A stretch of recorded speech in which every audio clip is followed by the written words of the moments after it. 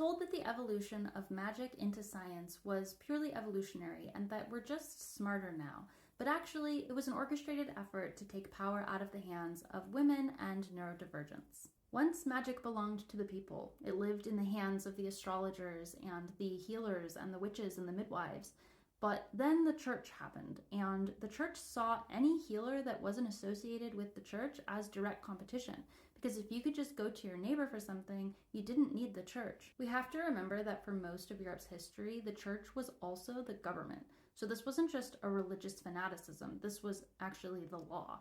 When the church decided to demonize witchcraft, it was the most systematic and brutal orchestration of control that they had ever yet done. It started with the church just calling witchcraft superstitious, but it evolved into calling it heresy, and eventually they labeled it as devil worship. By the 1600s, Europeans had seen centuries of religious wars, executions, and witch burnings.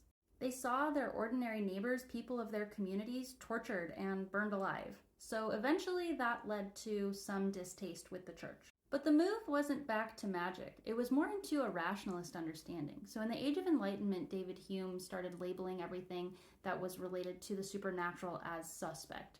And he wanted physical material proof. And this is kind of where our materialist obsession started.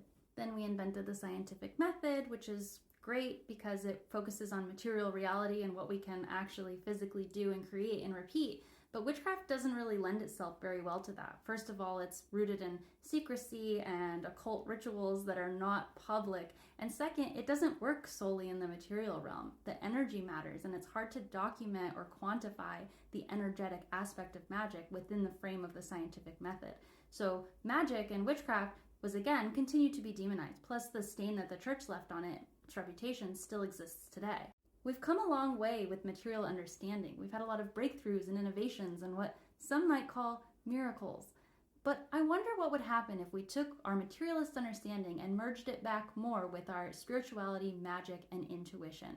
That's exactly what we're exploring at Dolphin Technology. We're focusing on frequency technology for the new age.